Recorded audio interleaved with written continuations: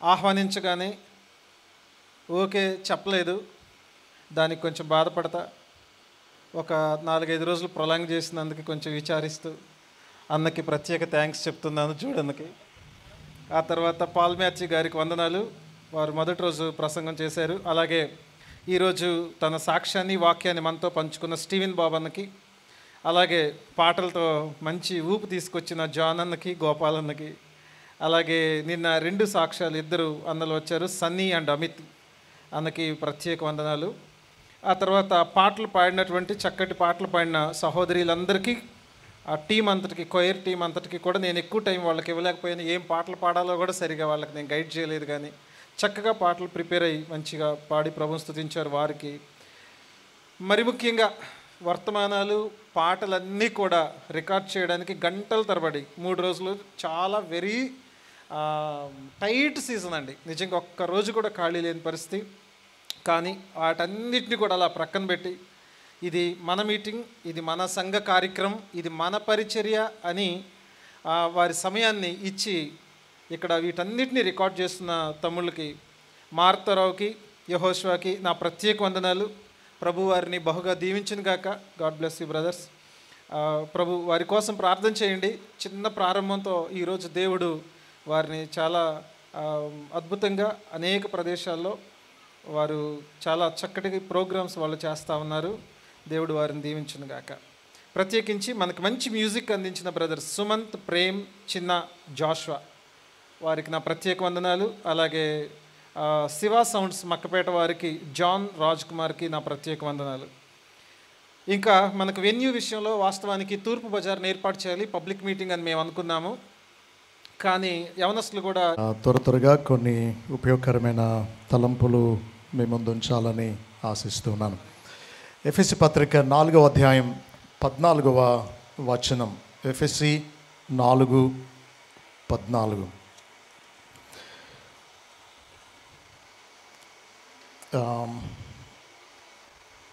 16 చదువుకుందాం. ఆయన శిరస్సు అయి ఉన్నాడు, ఆయన నుండి సర్వశరీరము చక్కగా అమర్చబడి తనలోనున్న ప్రతి అవయవము తన పరిమాణం చొప్పున పని చేయుచుండగా ప్రతి కీలు వలన కలిగిన బలము చేత అతుకబడి ప్రేమయందు తనకు క్షేమాభివృద్ధి కలిగినట్లు శరీరమునకు అభివృద్ధి కలుగు చేసుకొనుచున్నది. సంఘం రకరకాలుగా పోల్చబడింది. ఒక పోలిక ఏంటి అంటే యేసుక్రీస్తు శిరస్సుగాను, సంఘం ఆయన శరీరంగాను పోల్చబడింది. సంఘం శిరస్సు శరీరాన్ని పోషించి సంరక్షించి నడిపించినట్టు క్రీస్తు సంఘాన్ని పోషించి సంరక్షించి నడిపిస్తున్నాడు నాయకుడుగా. కాబట్టి సంఘం అంతటినీ ఒక్క శరీరంలో ఉండే వివిధ అవయవాలుగా బైబిల్ పోల్చడం జరిగింది. అయితే ఈ అవయవాలు అన్నీ ఎలా ఉండాలో ఎలా ఉండకూడదో మనం ఇక్కడ చదువుకున్నాం. ఏమంటున్నాడు అంటే ప్రతి అవయవము తన పరిమాణం చొప్పున పని చేయుచుండగా, అంటే ప్రతి అవయవానికి పని ఉంది. తనకు దేవుడిచ్చిన పరిమాణం చొప్పున పని చేయాలి. ప్రతి కీలు వలన కలిగిన బలము చేత అతుకుబడి ఉంటాయి అవయవాలు ఒకదానితో ఒకటి. ప్రేమ యందు తనకు క్షేమాభివృద్ధి కలిగినట్లు శరీరానికి అభివృద్ధి కలుగు చేసుకుంటుంది అన్నాడు. అంటే అవయవాలు వాటి వాటి బాధ్యతను నెరవేరుస్తూ శరీరం అంతటికీ అభివృద్ధి కలగడానికి దోహదపడుతూ ఉన్నాయి. అలాగే 1 కొరింథీ 12:24-25 వచనాల్లో అన్నాడు, సుందరమైన మన అవయవములకు ఎక్కువ సౌందర్యం అక్కరలేదు, అయితే శరీరంలో వివాదము లేక అవయవములు ఒకదానికొకటి ఏకముగా పరామర్శించుకునేలాగున దేవుడు తక్కువ దానికి ఎక్కువ ఘనత కలుగు చేసి శరీరమును అమర్చి ఉన్నాడు అన్నాడు. శరీరంలో అవయవాల మధ్య వివాదం ఉండదు. ఒక అవయవం మరొక అవయవంతో పోట్లాడదు. ఒకదానికొకటి ఏకముగా పరామర్శించుకుంటాయి. అలా ఉండడానికి దేవుడు శరీరాన్ని అమర్చాడు, అవయవాలన్నిటినీ అమర్చాడు. కాబట్టి సంఘంగా మనం ఆయా నేపథ్యాల నుంచి వచ్చి ఉంటాం. కానీ క్రీస్తు బిడ్డలం అవ్వగానే మనం ఆయన శరీరంలో సభ్యులం, శరీరంలో అవయవాలం. కాబట్టి మనం ఎలా ఉండాలో 4 విషయాలు ఆ మీద వచ్చే అక్షరాలతో 4 విషయాలు చూద్దాం.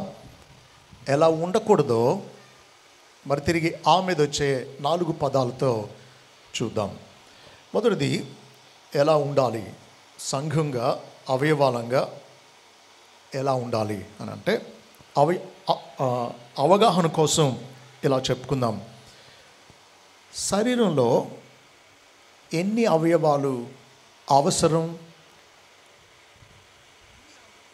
చెప్పండి. ఏవైనా అవయవాలు అనవసరమైనవి ఉన్నాయా? అపెండిక్స్ 24 గంటల నొప్పి వస్తే తీసేస్తారు చూసారా? అపెండిక్స్ అనవసరమైన అవయవం అనుకునేవారు ఒకప్పుడు వైద్యులు. తర్వాత కళ్ళు తెరిచి దానికి కూడా ఒక పని ఉంది అని గుర్తించారు. దేవుడు మనిషిని తయారు చేసినప్పుడు ఏ అనవసరమైన అవయవాన్ని కూడా పెట్టలేదు. ప్రతి అవయవం ఏంటి చెప్పండి? అవసరం. చెప్తారా? ప్రతి అవయవం ఏంటి? అవసరం. అంటే ప్రతిదానికి పని ఉందన్నమాట. ఇందాక మనం చూసాం ఎఫెసీ 4:16లో ప్రతి అవయవం కూడా దాని పరిమాణం చొప్పున పని చేయుచుండగా అన్నాడు. కాబట్టి పని లేని అవయవాలు ఉండవు. అన్ని అవయవాలకు పని ఉంది కాబట్టి అన్ని అవయవాలు అవసరం. అలాగే సంఘంలో రక్షింపబడిన విశ్వాసులు అందరూ అవసరమే. అందరికీ పని ఉంది. అవసరం అనే మాట చూస్తున్నాం. కాబట్టి ప్రతి అవయవం కూడా శిరస్సుతోనే కాదు మిగిలిన అవయవాలతో అతుకబడి ఉంటాయి. విడదీయలేనంతగా అతుకుబడి ఉంటాయి. ఈ చెయ్యి శరీరంలో ఎలా అతుకుబడి ఉంది అంటే ఇది క్షణం కూడా విడిచి ఉండలేదు. శరీరాన్ని విడిస్తే బ్రతకలేదు. అది అతుకబడి ఉంది. అలాగే విశ్వాసమైన మనం అందరం కూడా ఒక్క ప్రభుని నమ్మాం. ఒక్క ప్రభువే మనందరి కోసం ప్రాణం పెట్టాడు. ఆయన వల్లే ఆత్మీయంగా జీవిస్తూ ఉన్నాం. ఆయన దగ్గరికే వెళ్ళబోతూ ఉన్నాం. కాబట్టి మనందరం అతుకబడి ఉండాల్సిందే. ఇక్కడ కుల, జాతి, ప్రాంతీయ, భాష, లింగ భేదాలు ఉండకూడదు. సంఘంలో కుల భేదం అస్సలే ఉండకూడదు. సంఘంలో అతుకబడి ఉండాలి. నిజానికి మీరు కులాన్ని నమ్మితే బైబిల్ని నమ్మట్లేదు. బైబిల్ని నమ్మితే కులాన్ని నమ్మలేరు. ఎందుకు అంటే బైబిల్ చెబుతుంది అందరినీ దేవుడు ప్రతి జాతి మనుషుల్ని కూడా ఒక మనిషి నుంచే నిర్మించాడు. ఆదాము నుంచే అన్ని జాతి మనుషులు వచ్చారు. ఈ కులానికి ఆస్కారం ఎక్కడుంది? కులం చెబుతుంది దేవత మనుషుల్ని సృష్టించింది అని. బైబిల్ చెబుతుంది దేవుడు మనిషిని సృష్టించాడు అని. ఏది నమ్ముతున్నాం? బైబిల్లో కదా దేవుడు సత్యాన్ని ప్రకటించాడు. కాబట్టి మా వాళ్ళు మీ వాళ్ళు అనే భేదం లేకుండా విశ్వాసులమైన మనం అందరం అతుకబడి ఉండాలి. ఐక్యతతో ఏకభావంతో ఉండాలి. అందుకే అన్నాడు రోమపత్రిక 12:16లో మీరు ఒకరితో ఒకడు ఏకభావం కలిగి ఉండి ఏడ్చువారితో ఏడువుడి, సంతోషించేవారితో సంతోషించుడి అని. కానీ మనం ఏం చేస్తాం? సంతోషించే వాళ్ళని చూసి ఏడుస్తాం, ఏడ్చే వాళ్ళని చూసి సంతోషిస్తాం. ఇది ఎంత అన్యాయం, ఎంత శరీర ఈ పోలికకు భిన్నమైందో చూడండి. శరీరం అంతా సుఖదుఖాలని పంచుకుంటుంది. ఆ రీతిగా మనం అతుకబడి ఉండాలి అని నేర్చుకుంటున్నాం. మూడవది, ప్రతి అవయవం కూడా దానికి అదే బ్రతకలేదు కాబట్టి మిగిలిన అవయవాల మీద ఆధారపడి బ్రతుకుతుంది. కన్ను ఎక్కడికి వెళ్ళాలో చూడగలదు, కానీ కన్ను వెళ్ళలేదు. దానికి కాళ్ళు అవసరం. కాళ్ళకు నడవగలదు, కానీ ఏది క్షేమమైనటువంటి ప్రదేశమో ఎక్కడ అడుగు వేయాలో పాదానికి తెలియదు. పాదాలకు ఏం అవసరం? కళ్ళు అవసరం. కాబట్టి ప్రతి అవయవానికి మిగిలిన అవయవాలు అవసరం. కాబట్టి ప్రతి అవయవం నీ లెక్కేంటి అన్నట్టు బ్రతకకుండా మిగిలిన అవయవాల మీద ఆధారపడి బ్రతుకుతుంది ప్రతి అవయవం. నిన్న ఆదివారం మేము సంఘంలో చూసాం, పౌలు అంటున్నాడు, మీ అందరి ప్రార్థనల వలన మీరు నాకు సహాయం చేయుచుండగా దేవుడు మమ్మల్ని ఇక ముందుకును తప్పిస్తాడని నిరీక్షణ కలిగి ఉన్నామంటున్నాడు. కాబట్టి పౌలు లాంటి అపోస్తలునికి కూడా సామాన్య విశ్వాసుల ప్రార్థన సహకారం అవసరమని అర్థమైంది. రోమపత్రిక 1వ అధ్యాయంలో రోమీలకు రాస్తూ అన్నాడు, మనము ఒకరి విశ్వాసం ద్వారా ఒకరు ఆదరింపబడవలనని అంటున్నాడు. అంటే పౌలు విశ్వాసం ద్వారా రోమీలు విశ్వాసం ద్వారా పౌలు ఆదరింపబడాలనేది పౌలుకు అర్థమైంది. మనం ఒక్కళ్ళమే బ్రతకలేం. ఏ అవయవం కూడా దానికి అది బ్రతకలేదు, మిగిలిన అవయవాల మీద ఆధారపడి బ్రతుకుతుంది. కాబట్టి నీ లెక్కేంటి అనే భావం లేకుండా ఒకరు మరొకరి మీద ఆధారపడి బ్రతకాలి. 4వది, ప్రతి అవయవం కూడా మిగిలిన అవయవాలకు ఆశీర్వాదకరంగా ఉంటుంది. ప్రతి అవయవం వల్ల మిగతా అవయవాలకు మేలు కలుగుతాయి. అలాగే మనం కూడా మిగిలిన సంఘ సభ్యులకు ఆశీర్వాదకరంగా ఉండాలి. వారి కోసం ప్రార్థించడం, వారి కష్టసుఖాలు తెలుసుకోవడం, ఆ రీతిగా మనం ప్రయోజకులుగా ఉండాలి. మీరు చెప్పండి, శరీరంలో పని లేని, దానివల్ల ఉపయోగం లేదు అనే అవయవాలు ఉంటాయా? ఆలోచించి చెప్పండి. కొన్ని ఆపరేషన్ చేసి తీయించేసేయాలి. వాటిని ఏమంటాం? కంతులు అంటాం. ఆ కంతి పెరిగింది శరీరంలో నుంచి బలం పొందే, కానీ అది శరీరానికి మేలు కాదు, కీడు చేస్తుంది. అలాంటి దాన్ని ఏం చేయాలి?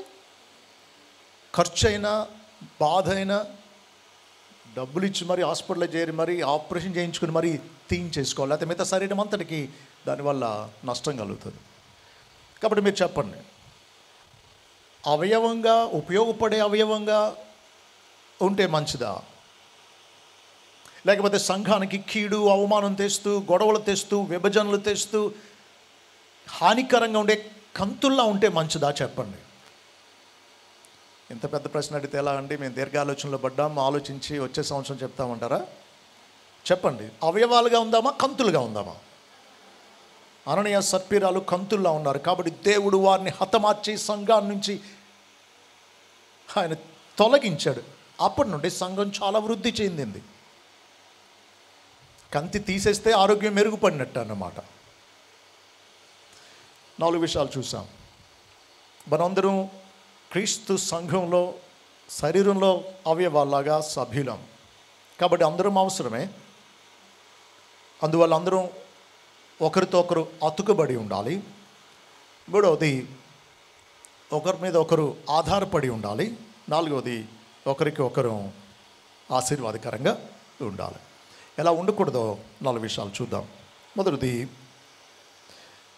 దేవుడు సంఘంలో మనం ఆయన కోసం పనిచేయడానికి మనకు కృపావరాలు ఇచ్చాడు. ఒక్కొక్క అవయవానికి ఒక్కొక్క పని ఇచ్చినట్టు సంఘంలో విశ్వాసులందరికీ సంఘ క్షేమాభివృద్ధి నిమిత్తం ఆయా వరాలు ఇచ్చాడు.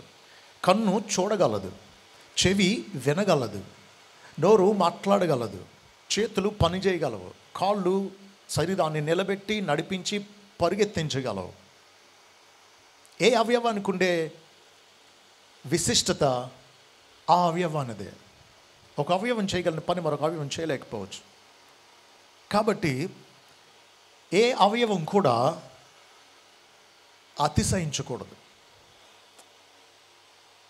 అతిశయించడానికి దానికదే కన్ను దానికదే చూడడం నేర్చుకోలా. దేవుడు చూసే ఆ సామర్థ్యాన్ని కంటికి నిర్మాణం చేసినప్పుడే ఇచ్చాడు. కాబట్టి మనకుండే తలాంతులకు కారణం ఎవరు? చెప్పండి, దేవుడే. దేవుడు తన పరిశుద్ధాత్మ చేత మనకు సంఘంలో క్షేమాభివృద్ధిగా ఉండడానికి సామర్థ్యాన్ని అనుగ్రహిస్తాడు. 1 కొరింథీ పత్రిక 12వ అధ్యాయం 11వ వచనంలో అంటున్నాడు, 9 నుంచి చూస్తే లేదా 8 నుంచి చూస్తే, ఎలా అనగా ఒకనికి ఆత్మ మూలంగా వాక్యమును, మరొకనికి ఆత్మను అనుసరించి జ్ఞానవాక్యమును, మరొకనికి ఆత్మ వలన విశ్వాసమును, ఇలా అన్ని వరాల గురించి చెప్పి 11లో అంటున్నాడు, అయినను వీటన్నిటినీ ఆ ఆత్మ ఒకడే తన చిత్తము చొప్పున ప్రతివానికి ప్రత్యేకంగా పంచి ఇచ్చుచు కార్యసిద్ధి కలుగు చేయుచున్నాడు. కాబట్టి వరాలు ఇచ్చేది పరిశుద్ధాత్ముడు. మన ప్రార్థనలు బట్టి లేకపోతే మన నీతిని బట్టి కాదు, తన చిత్తం చొప్పున ఇస్తాడు. కొద్దిమందికి కాదు, ప్రతివానికి ఇస్తాడు. అది కూడా ప్రత్యేకంగా పంచి ఇస్తూ ఉన్నాడు. కాబట్టి పరిశుద్ధాత్ముడు తన చిత్తం చొప్పున కృపచేత ఇచ్చేటువంటి సామర్థ్యాలను మన సొంతవి అన్నట్టు మనం వాటిని బట్టి అతిశయించకూడదు. సంఘంలో గొడవలు వచ్చేది ఎందుకో తెలుసా? గర్విష్ఠుల వల్ల. ఎక్కడ గర్వపోతులు ఉంటారో అక్కడ గొడవలు రాక తప్పవు. అందరూ దీనులుగా ఉంటే ఒకవేళ అవతల వాళ్ళు గద్దించినా సహించి లేదా సరి చేసుకుని బాగుపడతారు. పొగరబట్టినటువంటి వాళ్ళను, గర్విష్ఠులను మీరు సరిచేయండి, తిరగబడతారు. సంఘానికి హాని చేసేది గర్విష్ఠులు. మీకు తెలుసా ఒక సంగతి? గర్విష్ఠులకు అస్సలు ఇష్టపడదంట గర్వం అంటే. అవతల వాళ్ళలో మీరు గమనించండి, ఇద్దరు గర్వపోతులు ఉన్నారంటే ఒకడి మీద ఒకడు విరుచుకుపడుతూ ఉంటారు. వాడికి అంత పొగరేంటండి అంటాడంటే ఈ పొగరబట్టి కాదు అలా మాట్లాడేది. దేవుని బిడ్డలమైన మనం ఈ విషయాన్ని గుర్తించాలి. దేవుడు అహంకారులను ఎదిరిస్తాడు, దీనులకు కృప అనుగ్రహిస్తాడు. కాబట్టి దేవుని బిడ్డలమైన మనం మన తలాంతులను బట్టి అతిశయించకుండా, దేవా నీ మహిమార్థం సంఘ క్షేమాభివృద్ధి నిమిత్తం నీవిచ్చిన తలాంతును నీ మహిమ కోసం, ఇతరుల క్షేమం కోసం వాడడానికి అవకాశం ఇచ్చావని తన్మయంతో, దీనత్వంతో దేవుడు వాడుకునే కొద్దీ ఇంకా మనం తగ్గించుకుని ఉండవలసిందే. మీకు ఒక విషయం చెప్పనివ్వండి. దీనత్వం ఎంత ముఖ్యమో దీని ద్వారా మనం కొద్దిగా అర్థం చేసుకోగలం. ఏంటంటే, ఒకవేళ గాలి, దుమ్ము, తుపాను, పిడుగులు పడే సమయంలో మీరు ఆరు బయట దొరికిపోయారు అనుకోండి, చెట్ల కిందకి వెళ్ళకూడదు, పిడుగు పడుతుంది. ఏం చేయాలి అలాంటప్పుడు? ఆరు బయట దొరికిపోతే ఏమన్నారు? బోర్ల పడుకోవాలి. ఓకే ఓకే నేను ఇంకొక విషయం విన్నాను. ఏంటంటే, మోకాళ్ళ మీదకి దిగి తలను మోకాళ్ళకు ఆంచి చేతులు మోకాళ్ళ చుట్టూరు ఆవరించి కప్పలాగా అతి చిన్నగా భూమికి అతుక్కుపోవాలంట. నిలబడితే మాడిపోతాం, కాలిపోతాం పిడుగు వల్ల. పిడుగు పడితే ఏమవుతుందో తెలుసు కదా? చెట్లు పైనుంచి కిందకి అసలు ఎలాగా మీరు కాల్చలేరు, అలా కాలిపోతాయి. పొగరబట్టి మనం ప్రవర్తిస్తే దేవుని శిక్షకు గురవుతాం. సంఘంలో విభేదాలు తీసుకొచ్చి పొగరబట్టి మిగతా వాళ్ళని తక్కువ చూపు చూస్తూ, నీ కులాన్ని బట్టి, నీకు ఉన్న అందాన్ని బట్టి, డబ్బును బట్టి, జ్ఞానాన్ని బట్టి, చదువుని బట్టి అతిశయిస్తూ మిగతా వాళ్ళని తక్కువ చూస్తూ ఉంటే దేవుడు శిక్షిస్తాడు సుమా. మెయింటైన్ లో ప్రొఫైల్ అంటారు దాన్ని. భూమికి అతి చిన్నగా అతుక్కుపోవాలన్నమాట. అందరం ఒకే శరీరంలో అవయవాలు లాంటి వాళ్ళం కాబట్టి ఎవరూ అతిశయించవద్దు. అహం వద్దు, అతిశయం వద్దు. రెండవది ఏం చేయకూడదో చూస్తున్నాం. అసూయ వద్దు. కన్ను ఏంటి పైనుంది, కాళ్ళు నేనేంటి దుమ్ములో నడవాల్సి వస్తుంది, దీనికి కాస్త నలుసు పడినా అంత జాగ్రత్త తీసుకుంటున్నారు, నన్ను బురదలోనే నడిపిస్తున్నారు అని కాలు కంటి మీద అసూయ పడకూడదు. ఏంటి బంగారపు ఆభరణాలన్నీ చెవులకు లేకపోతే చేతులకు మెడకు పెడుతున్నారు కానీ నాకెందుకు పెట్టట్లేదని కాలు అనుకుంటే అసూయ విశ్వాసులకు తగదు. దేవుని బిడ్డలం, ఒకే ప్రభుని సేవిస్తున్నాం, ఒకే తండ్రి బిడ్డలం, ఎందుకు అసూయ పడాలి?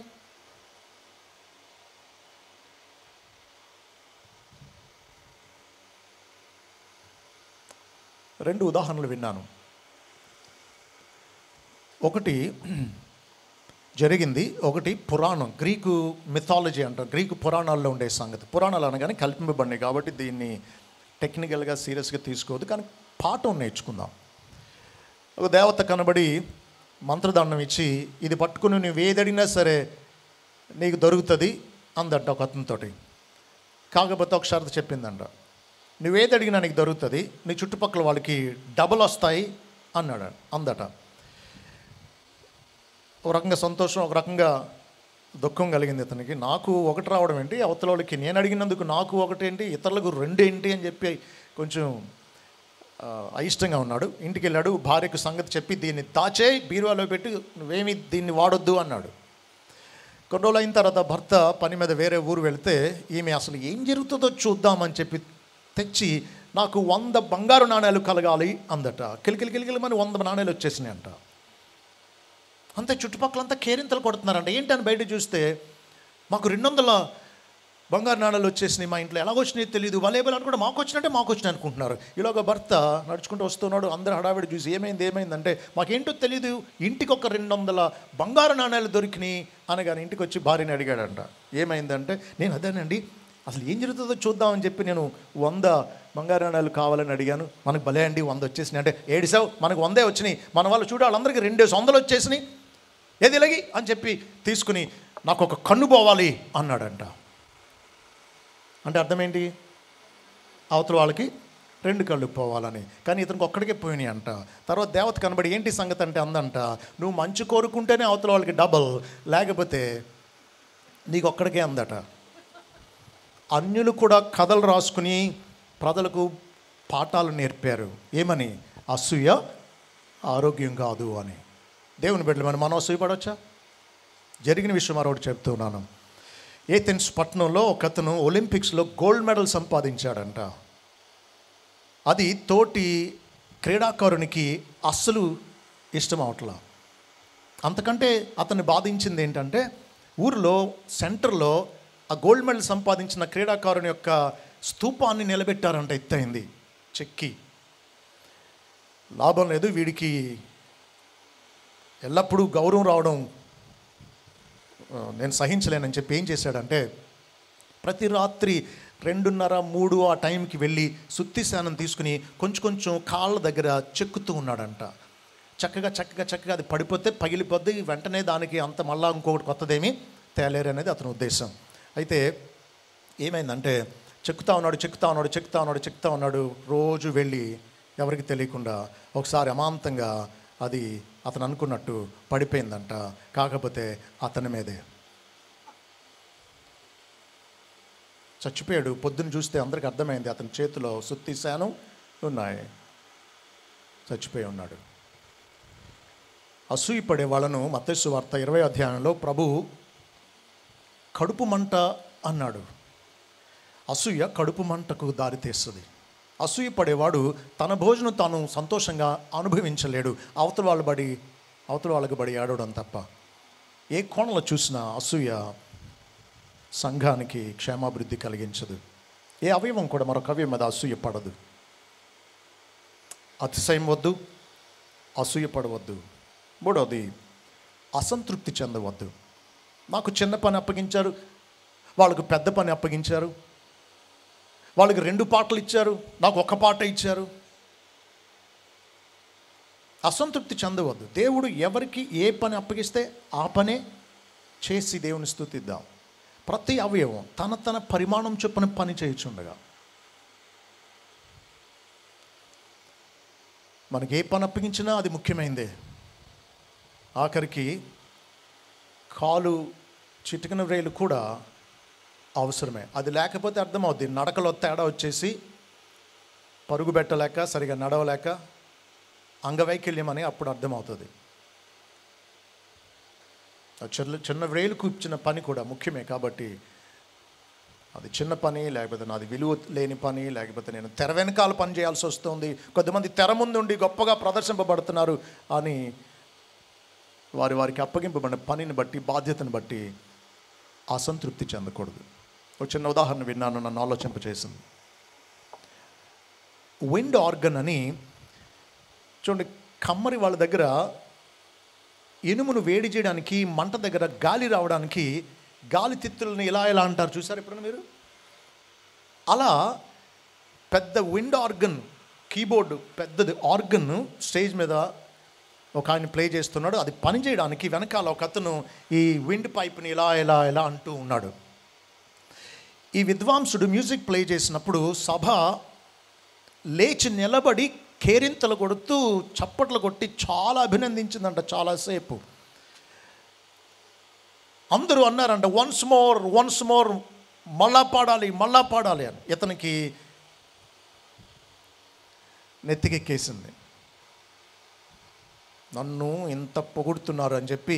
నేను చాలా బిజీగా ఉన్నాను, అర్జెంట్గా వెళ్ళిపోవాలి, కానీ మీరు అందరూ అడుగుతున్నందుకు నేను మీరు కోరినట్టు మళ్ళా పాడతానని ఇలా అన్నాడంట. పని చేయట్లేదంట. వెనకాల నుంచి, తెర వెనకాల నుంచి అతను అంటున్నాడంట, నేను కాదు మేము అని చెప్పు అంటున్నాడంట. అంటే అతనికి గుర్తింపు రాకపోయేటానికి పని ఆపేస్తాడన్నమాట. తెర వెనకాల ఉండడం గుర్తింపు లేని పని కాబట్టి, మేము నా వెనకాల ఇంకొక ఆయన ప్లే చేయబడుతూ ఇలా అన్నబట్టి నేను ప్లే చేయగలుగుతున్నానని చెప్పకపోతే అతనికి అసంతృప్తి కలిగి గుర్తింపు రానందుకు పని ఆపేస్తాడన్నమాట. చాలామంది ఇలాగే ఉన్నారు. దేవుని పనినా మనం ఆపేది?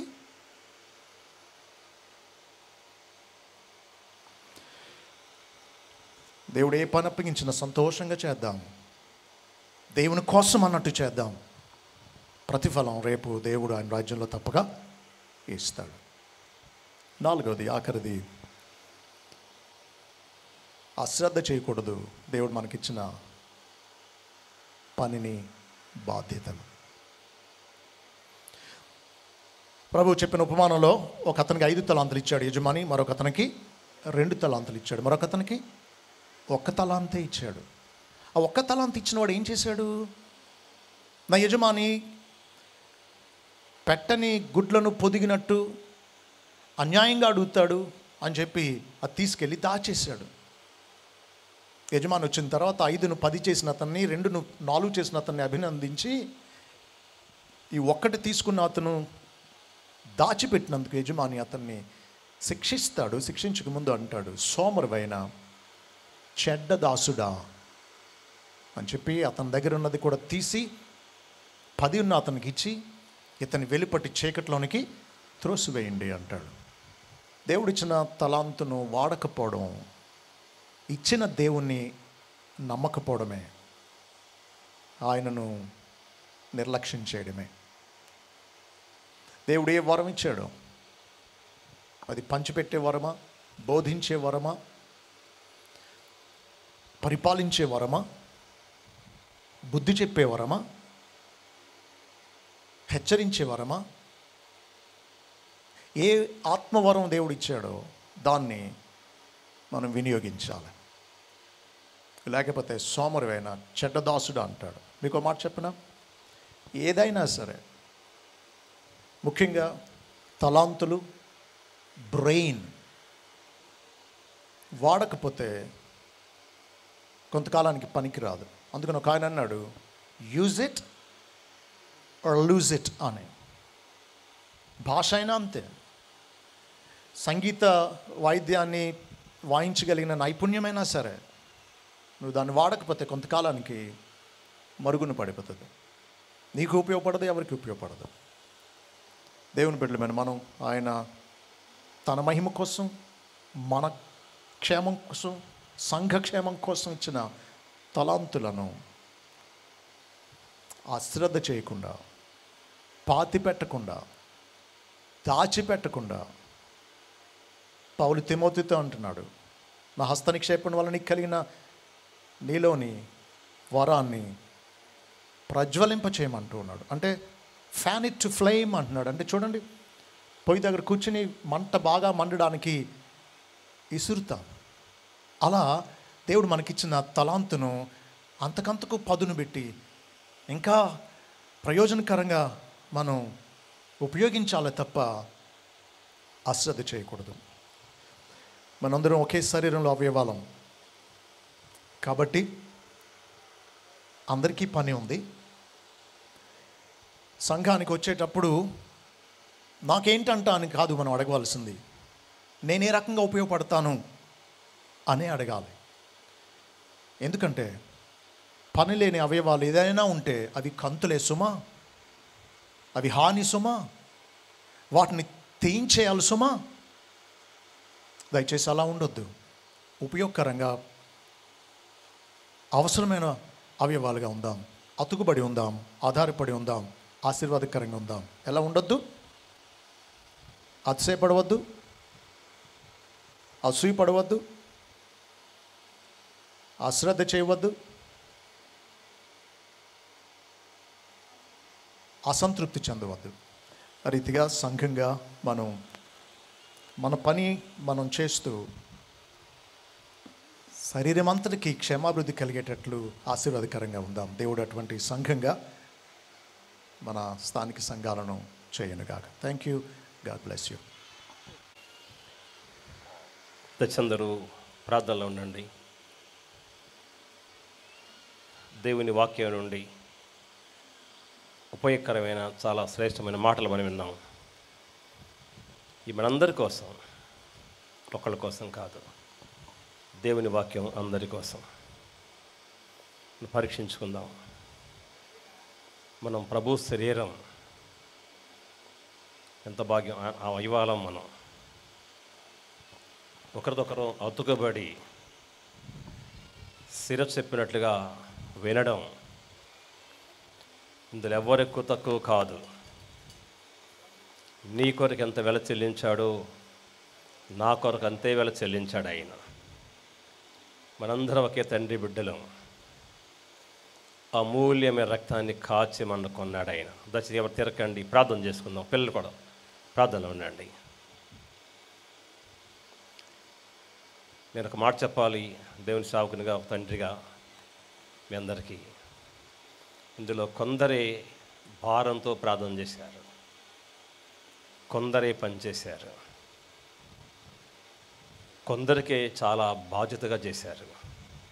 ఆసక్తి కలిగి ఉంటాం. అలాంటి వారు కావాలని ఆయన కోరుతున్నాడు. ఇది దేవుని పని. మనందరం పనివాళ్ళమే. మనందరం పనిచేయాలి. నమ్మకంగా పనిచేస్తే నువ్వేది కలిగి ఉన్నావో నువ్వు తీసుకురాలేదు, అది ప్రభు ఇచ్చాడు మనకి. దాచిపెట్టద్దు, దాచుకోవద్దు. ప్రభు కొరకు వాడదాం. శ్రేష్టమైన బలాన్ని, శ్రేష్టమైన మంచి సమయాన్ని, శ్రేష్టమైన ధనాన్ని ప్రభు కోసం వాడదాం. ఆయన కార్యాభివృద్ధి కొరకు వాడదాం. అది మనకు ఆశీర్వాదం. ప్రార్థన చేసుకుందాం. సల్మాన్ గారు వచ్చారా? సల్మాన్ గారు వచ్చారా? రండి, ప్రార్థన చేసుకుందాం. దయచేసి ప్రార్థనలో ఉండండి. మన మండల పోలీస్ ప్రెసిడెంట్ గారు అయినా సల్మాన్ గారు ప్రార్థన చేస్తారు. అందరూ తలల వంచి ప్రార్థనలో ఏకీభవించి ఈ 3 దినాలు ఈ మహాసభలకు వచ్చి విన్నటువంటి వాక్యము మదిలో నుంచి తొలగిపోకుండానట్లు, విత్తబడినటువంటి వాక్యము నూరంతలుగా ఫలించినట్లు మీ హృదయాల్లో ధ్యానం చేస్తూ ప్రార్థించాలని కోరుతూ ప్రార్థన చేద్దాం.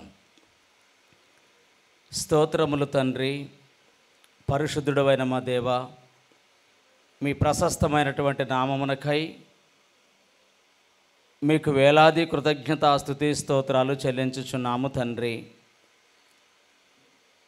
తండ్రి, మీ కృపను బట్టి, మీ విస్తారమైనటువంటి ప్రేమను బట్టి, పరిశుద్ధాత్మ శక్తి అందలి ఆనందము చేత ఈ 3 దినాలు ప్రియులు మా తండ్రి, మా సహోదరులు, తండ్రితో సమానులుగా ఉన్నటువంటి మోహన్ రావయ్య గారిని బట్టి, వారి వంశ కుమారులను బట్టి మీకు ప్రార్థన చేస్తుంటున్నాం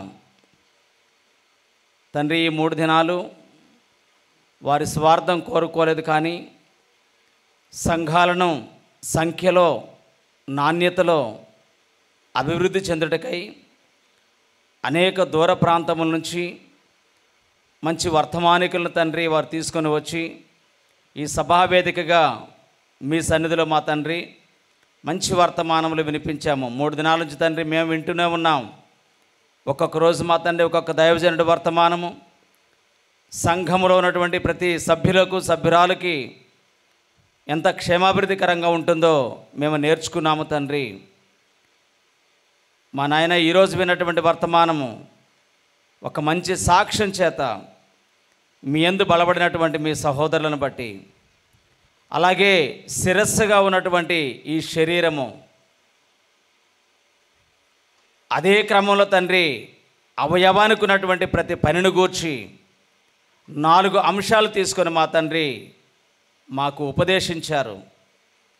ఏ ఉపదేశాలైతే తండ్రి మేము ఈ 3 దినాలు నేర్చుకున్నామో అట్టి ఉపదేశాల పట్ల మేము అసూయ కలగకుండా తండ్రి మేము ఒకరికి ఒకరు ప్రేమించుకున్నటువంటి వారమై ముందు కొనసాగుటకు సహాయం చేయమని ప్రార్థిస్తూ ఉన్నాం. మోరియా ప్రార్థనా మందిరము నుంచి 34వ వార్షికోత్సవ సందర్భంగా తండ్రి వారు ఈ మహాసభలు పెట్టటకు ఎంతో వ్యయాన్ని ఖర్చు పెట్టారని మేము నమ్ముచున్నాం. అలాగే సంఘము కూడా ఆయా వారి యొక్క సహకారం కూడా ఈ మహాసభలకు అందించారని కూడా మేము విశ్వసిస్తూ ఉన్నాము. దయగల తండ్రి, ముఖ్యంగా వారు తీసుకున్నటువంటి నిర్ణయము ఇది మొదలుకొని తండ్రి మరణము వారిని వేరు చేయి వరకు లేక మీ కుమారుని యొక్క రాకడ వరకు ఇలాంటి కార్యక్రమాలు, ఆత్మను బలపరిచేటువంటి కార్యక్రమాలు కొనసాగించడం కావలసినటువంటి ఆరోగ్యాన్ని, శక్తిని, బలాన్ని, ఆయుష్ను ఆర్థికంగా ఆత్మీయంగా మోహన్ రావు గారికి, వారి కుమారులకు, వారు కలిగినటువంటి సంఘాలకు తోడుగా ఉండాలని సహాయం చేయాలని అయా ప్రార్థిస్తున్నాము తండ్రి. అయా ఈ సమయంలో మా నాయన ఈ 3 దినాలు వచ్చి భారం అనుకోకుండా, కష్టం అనుకోకుండా చాలా దూరం నుంచి చాలా వాహనాలతో తండ్రి వచ్చి మీ వాక్యాన్ని విన్నారు. విన్నటువంటి బిడ్డలందరినీ దీవించుము, ఆశీర్వదించుము. ఒకవేళ ఈ మహాసభలో తండ్రి ఎవరైనా బలహీనులుగా ఉన్నట్టయితే తండ్రి బలపరచుము, అనారోగ్యంగా ఉన్నట్టయితే ఆరోగ్యపరచుము, ఆర్థిక ఇబ్బందుల్లో ఉంటే సహాయము చేయము, సాతాను శోధనలో ఉంటే విడుదల కలిగించుము.